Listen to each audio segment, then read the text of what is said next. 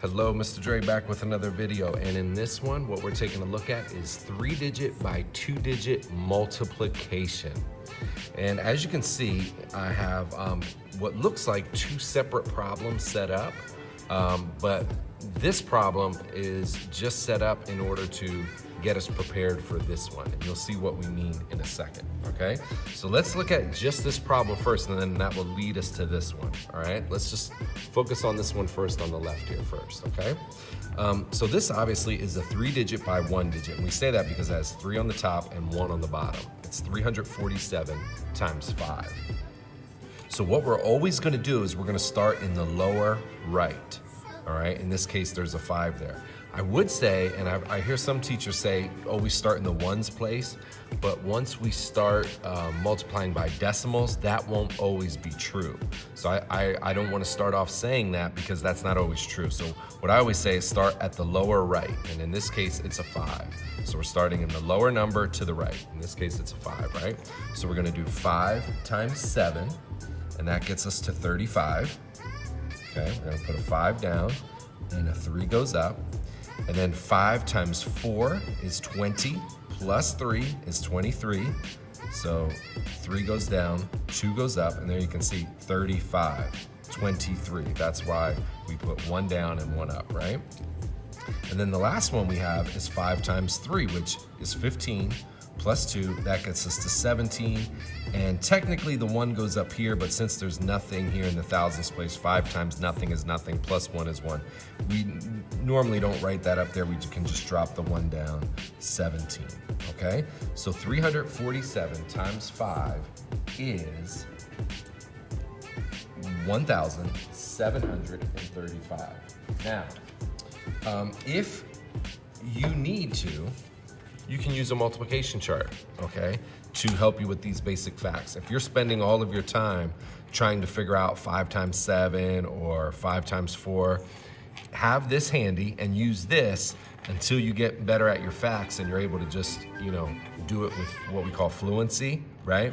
But the goal is to practice the process, not to spend all your time with your fingers trying to figure out, these basic facts, okay? All right, so now this problem was a 3-digit by 1-digit, 347 times 5. As you can see, it's very similar to this problem over here, which is a 3 by 2-digit, which is 347 times 65.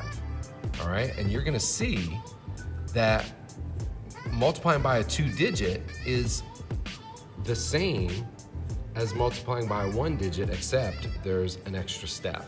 So we're gonna take a look at what that extra step is right now, okay? So 347 times 5. What we're gonna do is we're gonna start in the lower right. So the lower right in this case is a 5, and what I'm gonna do is I'm gonna totally ignore this 6. I'm gonna pretend this 6 is not even there. I'm ignoring it, right?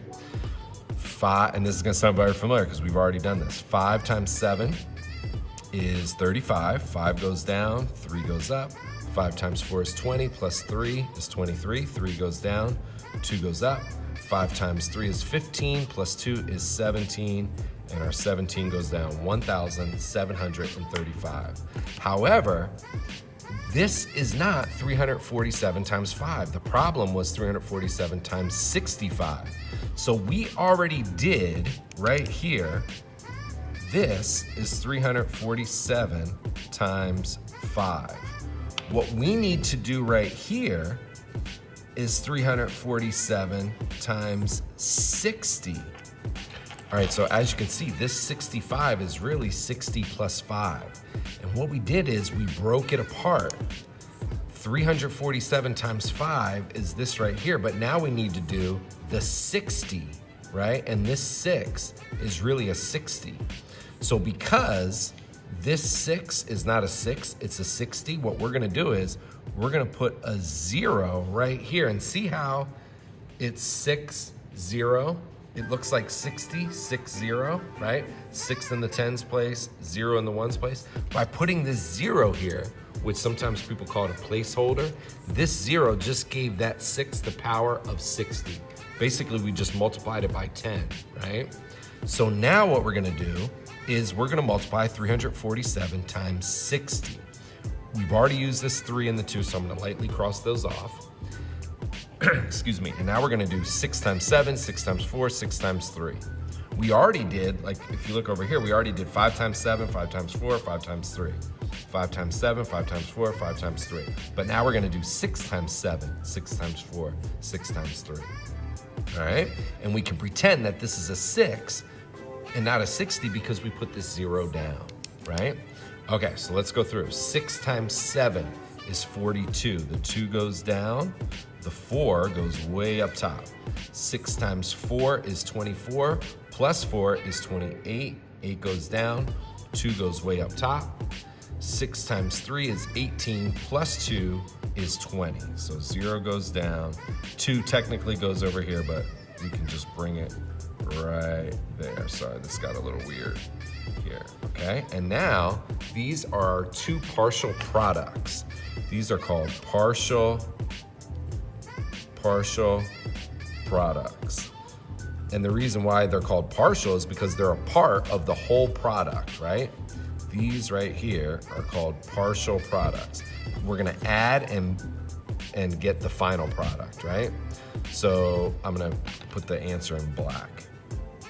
So we have 5 plus 0 is 5, 3 plus 2 is 5, 7 plus 8 is 15, 5 goes down, 1 goes up, 2 and 2. Our answer is 22,555.